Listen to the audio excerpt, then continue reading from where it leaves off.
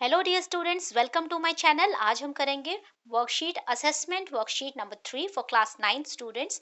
सामाजिक विज्ञान की ये असेसमेंट वर्कशीट है बच्चों, आपके लिए बहुत ही इंपॉर्टेंट होने वाली है क्योंकि इसके इंटरनल जो मार्क्स लगेंगे वो इसी वर्कशीट में से होंगे। ठीक है, तो आपको आसानी से आपको मार्क्स मिलेंगे और साथ में आपकी नॉलेज भी गेन होगी। तो शुरू करते हैं। पहला क्वेश्चन जो है, निम्नलिखित प्रश्नों के सही विकल्पों के सामने गोले को पेन या पेंसिल की सहायता से काला कीजिए। ठीक है, आपको डार्कन करना है इसमें जो सर्कल दिया हुआ है उसको। तो सबसे पहला जो क्वेश्चन है वो है, सिंधु और सतलुज नदी के बीच स्थित हिमालय का भाग कहलाता है, क्या कहलाता है? सिंधु और सतलुज नदी के बीच का जो भाग है उसे पंजाब हिमालय कहते हैं। ठीक है, कुमाऊं हिमालय नहीं कहते हैं, नेपाल हिमालय, इसमें से कोई नहीं, ये ऑप्शन नहीं होगा, इसका ऑप्शन होगा ए।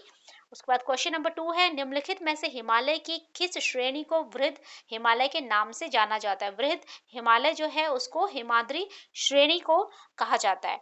ठीक है, क्वेश्चन नंबर 3 है आपका, पश्चिमी घाट का सर्वोच्च शिखर है। पश्चिमी घाट का सर्वोच्च शिखर अनाईमुदी है। ठीक है, राइट। नंबर 4 क्वेश्चन है, पुराने जलोढ़ के मैदान को वेदिका जैसी आकृति बनाते हैं कहलाते हैं, क्या कौन से कहलाते हैं? कौन सी ऐसी मिट्टी है उसे भांगर कहते हैं। ठीक है, नेक्स्ट नंबर 5 क्वेश्चन है, निम्नलिखित में से कौन सी आकृति ज्वालामुखी निक्षेप से बनी है? जो ज्वालामुखी से जो निकलता है, ठीक है, जो जो भी उसका बच जाता है शेष, उससे जो बनता है उसे कहते हैं प्रायद्वीपीय पठार। ठीक है, नंबर 6 क्वेश्चन है, भारतीय रेगिस्तान कि में पाए जाने वाले बालू के अर्धचंद्राकार टीले को क्या कहा जाता है? ठीक है, तो अर्धचंद्राकार जो टीला है इस तरह से बनता है आपका, वहां पे टीला, अर्धचंद्राकार टीला बन जाता है, तो उसको कहा जाता है बरकान। ठीक है, उसका नाम क्या है? उसको कहते हैं बरकान। नंबर आप 7th से 10th क्वेश्चन तक देखिए, जो क्वेश्चन है वो फॉर्मेट उसका अलग है, इसको आपको समझना है।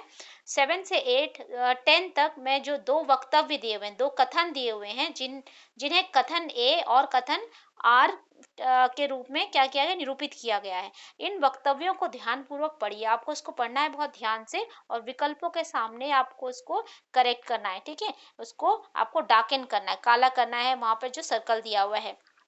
कथन ए में अगर बोला गया है कथन ए और कारण आर दोनों ही सही हैं, तो आपको वो ए की सही व्याख्या करता है, तो आपको ए ऑप्शन पे टिक करना है। बी ऑप्शन पे आपको टिक करोगे जब आप दोनों सही हैं लेकिन कारण आर ए की व्याख्या नहीं करता है, जब कारण जो आर है वो ए की व्याख्या नहीं कर रहा है। सी में क्या करते हैं, कथन ए है सही है जबकि कारण गलत है। ठीक है, सी आपको चूज करना है जब कारण गलत है। डी में चूज करना है आपको, ए गलत है जबकि कारण आर सही है, कारण सही है लेकिन कथन गलत है, तो आपको डी चूज करना है। ओके, तो सबसे पहला कथन देखते हैं क्या है, पूर्वी तटीय मैदान अपेक्षाकृत अधिक चौड़े हैं, सही है बिल्कुल।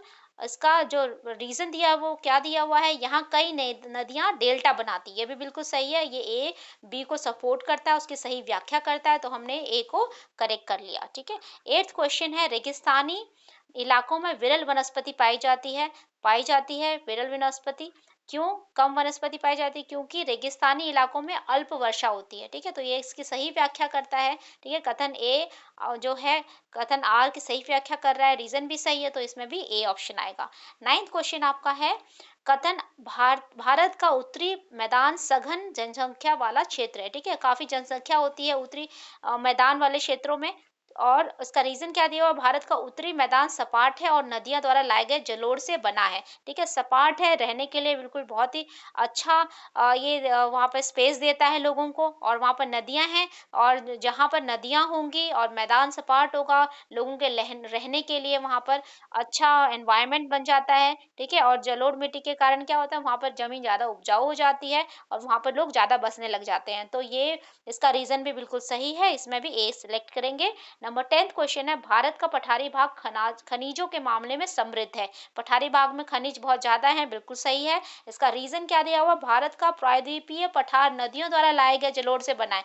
ठीक है, अब यहाँ पर पठारी भाग की बात हो रही है और यहाँ पर प्रायद्वीपीय पठार की बात हो रही है, तो ये इसका जो कथन है वो बिल्कुल ही गलत है।